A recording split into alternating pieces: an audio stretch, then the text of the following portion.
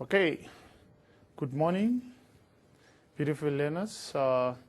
Today let's try to look at our financial mathematics. It's one of the topics that you're going to engage yourself into, that you've already done it.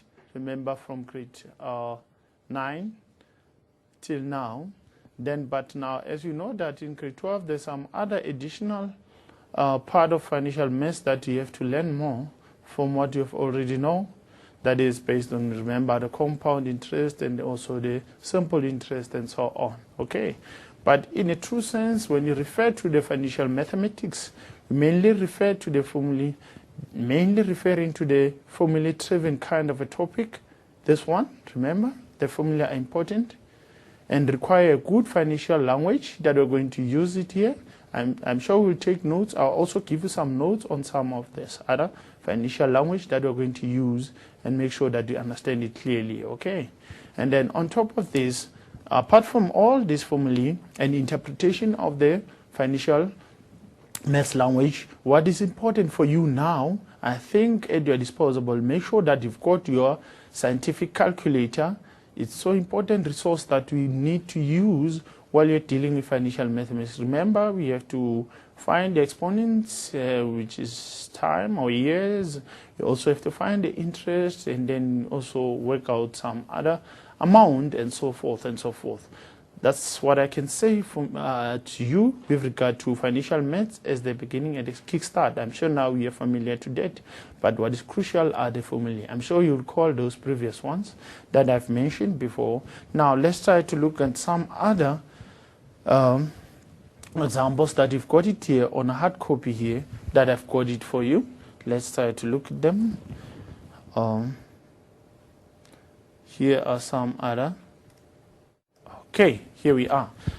Now, apart from all the formulae that you know under financial mathematics, these are the additional financial mathematics formulae that, but I'm sure this one, you still remember it, and this other one where you find the amount here, and then this one and that other one. These are familiar kind of formulae that we've done in grade 9 up to grade 11. And now these are the new ones that you're going to have, and specifically, as I've indicated from the top there, it says that these are applicable formulae from the formula sheets. This is formulae that you've got them here, you'll find them in your formula sheet. But there are others that we have still done, like the ones that of nominal and effective rate. Then you find them when you'll find them in grade 11. You have to recall them. These ones officially, so you'll find them on your formula sheet as I've indicated to you. Okay, all right. Now I think where should we start? Let's try to look at some other examples and remind ourselves about the other examples that we've got it from the list here, that we have to look at them.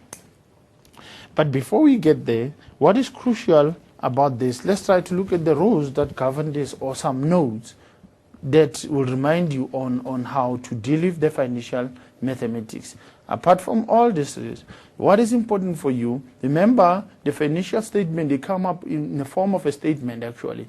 The financial problems, they're in a form of statement where you have to read and then understand the language that have been used there. So what is crucial there, you have to read the statement question carefully, highlight where you find the highlighting, then you see as we proceed with that, and then you have to put it into practice. Okay, all right. So what is important is to highlight or underline the keywords, like the keywords that are closely related, are relevant to the symbols that you've got them here. We'll define the symbols as we proceed, but some of them are familiar to you, like P and like A and so forth, and I and so on. So then it's so crucial that while you are reading the statement, it's so important for you to underline the words, okay, or the phrases as you read them. And then the next thing that is important for you to do while you're working with financial math problems is write down the data used in the statement or question.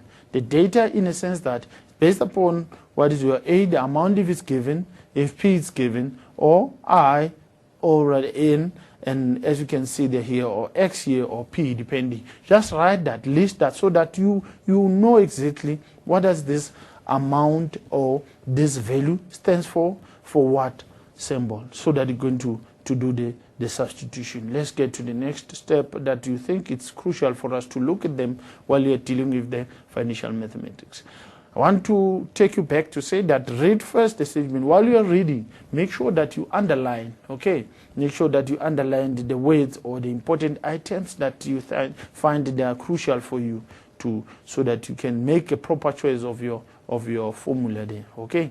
And write the data used in the statement or questions. So which means all the data given there in a statement, you must write them down, okay? All right?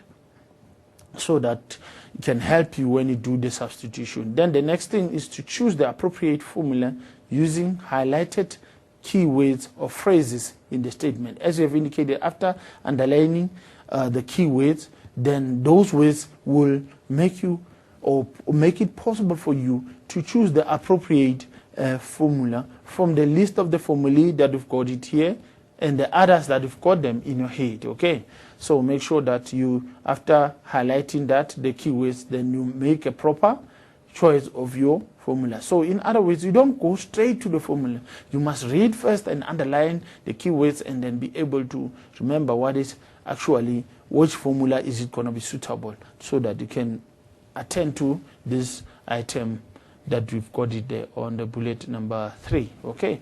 And then the third thing that is important after this is ensure that you substitute the correct or the corrected values of I and in the appropriate formula, okay? Not necessarily only the I and N, also the P or your A and so forth, okay? And your X depending. But now, why do you become bolded when you've got to I and N? Because I, based on the key words that have been underlined, like for example, if it says quarterly or half yearly, then it will lead to the conversion. This will lead to the conversion I and conversion of N. So which means this is going to play a vital role on the conversion there. While the other items that are going to be substituted today, the values that are substituted, they are going to be straightforward. That if it's P, it's 15,000, then you substitute it as it is. If A is 7,000, and so forth. But I and N, depending on the underlying keywords that have been used there, like quarterly, half yearly, monthly, and so on. Okay, we'll talk about that as we proceed. And then the other thing that is crucial, but don't forget that these are so important when coming to the substitution, because they're based upon the conversions. Okay, you convert them. Okay, all right. Then we'll see what we mean by that. So these are other crucial values or crucial symbols that you need to substitute their values, but need some conversions. Okay, and then apart from that, the next item or the next part of the notes is saying, we're also going to apply the logs, which means you must remember the logs. But specifically, the logs is mainly when you have to calculate your period or your N. Okay, as you can see on, if you go back to, here you've got negative N, you've got N, you've got N here, you've got N there. But we'll see when we have to use or to apply the logs when dealing with our N. Okay, all right. Now, apply the rounding off at the end of the solution answer or the answer, not in the middle of the solution, because the final answer might be affected.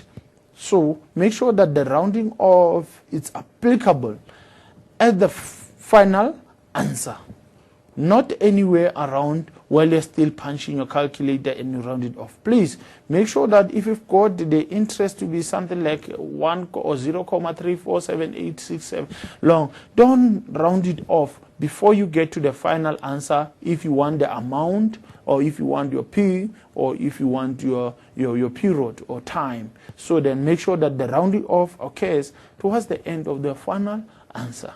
Okay, at all times.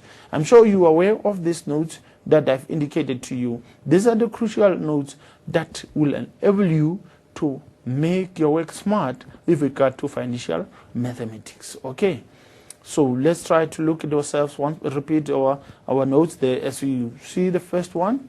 But what is important is underlining or highlighting the keywords. Okay, and then the next one is all about writing the data. Use the statement or the question. The data, remember, if A equals to 5, the amount or the principal or maybe the interest and also the period that given there, you must indicate what do the values of those things. That's when you refer to the data given there. To choose the appropriate formula is based upon your underlined keywords. Okay, the underlying keywords. Okay, then I'm sure we'll do that as we proceed. Now